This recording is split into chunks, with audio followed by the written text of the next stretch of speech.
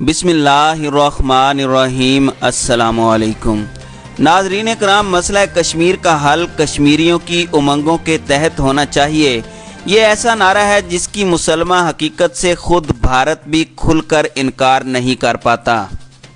یہی وجہ ہے کہ بھارتی حکومت منظم اور مرتوب طریقے سے دنیا کی آنکھوں میں دھول جھونکتے ہوئے کشمیر کی ڈیموگرافی کی تبدیلی پر کمر بستہ ہے۔ ناظرین کرام، کہنا یہ ہے کہ بھارت نے مقبوضہ جموں اینڈ کشمیر کی دو حصوں میں تقسیم کے جس گھنونے منصوبے کو آئینی ترامیم 370 اور 35A کا جو نام نہاد سیکولر اور جمہوری لبادہ پہنایا ہے، اس پر عالمی رائے عامہ ان دنوں دنیا کے ہر فورم پر بول رہی ہے۔ یہی وجہ ہے کہ جس کشمیر کو مودی حکومت اپنا اٹوٹ انگ سمجھتی تھی اور اسے پاکستان کے شدید مزاحمانہ کردار اور کشمیر کوز سے مادی، اخلاقی، سیاسی اور انسانی وابستگی کے استدلال کے جواب میں ہمیشہ دو طرفہ مسئلے کی اوٹ میں چھپانے کی شرمناک کوشش کرتی رہی، آج کل ہر باضمیر شخص دو اسباب کی بنا پر کشمیریوں پر بھارتی ظلم اور بربریت پر نالاں ہے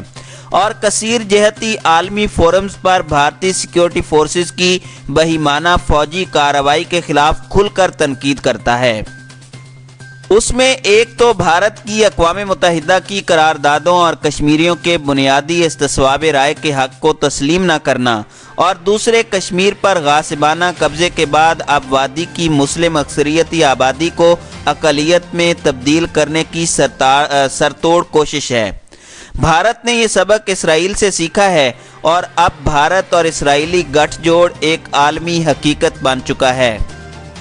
ناظرین کرام، امریکی شہر نیو یارک میں کشمیری پنڈتوں اور بھارتی باشندوں کے اجتماع سے خطاب کرتے ہوئے بھارتی کونسلر جنرل سندیپ چکرورتی نے اعتراف کیا ہے کہ نریندر مودی انتظامیہ کشمیر میں ہندو آباد کاری کو نوآبادیاتی یقینی بنانے کے لیے اسرائیل کی طرز پر قائم کردہ قبضہ بستیوں کی تعمیر کرے گی۔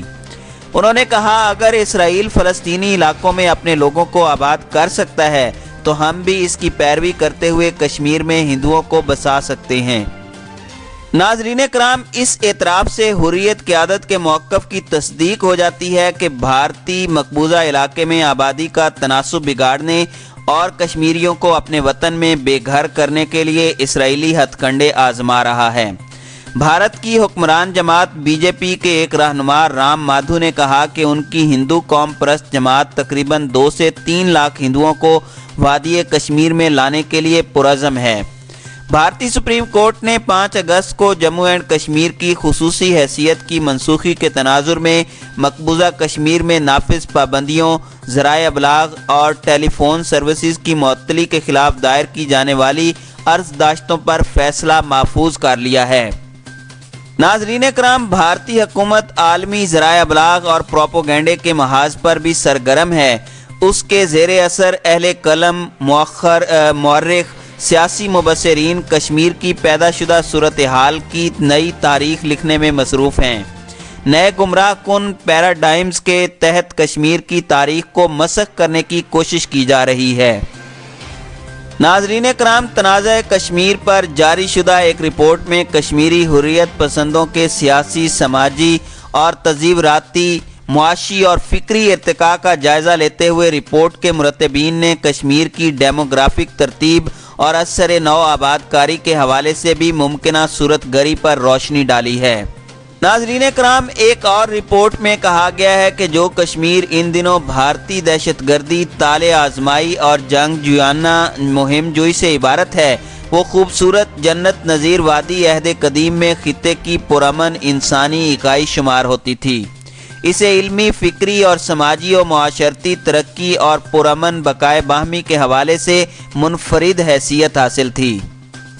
ناظرین کرام، یہ اس رپورٹ کا ابتدائیہ تھا جس میں کہا گیا کہ کشمیری عوام مذہبی کثرت پسندی، رواداری اور امن پسندی کے لحاظ سے اہم سیاسی علاقہ تھا۔ دیگر حوالوں سے بھی کشمیر کے سیاسی، لسانی، معاشی اور انسانی معاملات کا ایک غیر جانبدارانہ تجزیہ پیش کیا گیا تھا۔ ایسے حقائق بھی تحقیق سے ثابت کیے گئے کہ کشمیری عوام کو 20ویں صدی سے 21ویں صدی کے آغاز تک استعماری اور علاقائی طاقتوں کی باہمی سیاسی اور معاشی کشمکش سے شدید نقصان پہنچانے کی کوشش کی گئی، جبکہ بھارت نے کشمیر پر غاصبانہ قبضہ جمانے کے بعد نوآبادیاتی طرز حکمرانی سے کشمیری عوام کی سیاسی اور سماجی زندگی کو زہر آلود کرنے کی ظالمانہ سازش شروع کی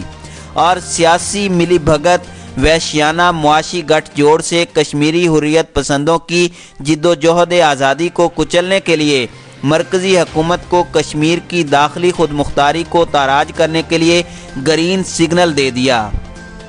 ناظرین کرام، ایک سیاسی مبصر کے مطابق مودی سرکار نے آرٹیکل 370 اور 35A کے ذریعے ظلم و بربریت کی انتہا کر دی ہے۔ کشمیر میں جاری بھارتی فوجی محاصرے کو 120 سے زائد دن گزر چکے ہیں۔ بھارت کے سنجیدہ اور فہمیدہ سیاسی رہنما، دانشور، بی جے پی مخالف کالم کار، بے شمار فنکار، ادیب، سماجی شخصیات، غیر ملکی سفارتکار اور بھارت کے سابق معتبر ججز اور دفاعی مبصر مودی بربریت کو بھارت کے جمہوری اور سیکولر موقف اور پالیسیوں سے متصادم قرار دے رہے ہیں۔ بی جے پی حکومت نے کشمیر کو انسانیت کا قید خانہ بنا دیا ہے۔ امریکہ اور یورپی یونین کے پارلیمنٹیرینز اور انسانی حقوق کی عالمی تنظیموں سے لے کر انسانی اور شہری آبادیوں کے علمبردار سینکڑوں مقامی، علاقائی اور عالمی فورمز پر بھارتی سیکیورٹی فورسز کی غیر انسانی کارروائیوں کے خلاف نہ صرف احتجاج کیا گیا بلکہ عالمی ضمیر سے سوال کیا گیا کہ انسانی حقوق کی لغت میں کیا کشمیر کے معنی بدل گئے ہیں؟ کیا انسانی ضمیر میں کشمیریوں کے لیے کوئی خلش باقی نہیں رہی؟ ناظرین کرام، بین الاقوامی میڈیا کے مطابق سابق سائبر سیکیورٹی کمپنیوں کا کہنا ہے کہ کشمیر کے مسئلے پر پاکستان اور بھارت میں خطرناک سائبر وار شدت اختیار کر گئی ہے، مگر رونا تو اس بات کا ہے کہ حقائق کے آئینے میں بھارت کو دیکھنے کی عادت نہیں۔ اس وقت عالمی ضمیر کے لیے کشمیریوں کو اقلیت میں بدلنے کی دیوانگی بھارت کے اعصاب پر سوار ہے۔ اس کا حوالہ فارن پالیسی اور واشنگٹن پوسٹ کی حالیہ تفصیلی رپورٹوں میں بھی موجود ہے۔ لہٰذا لازم ہے کہ عالمی برادری کشمیریوں کو غیر انسانی محاسبے سے نکالنے کے لیے اپنا کردار ادا کرے۔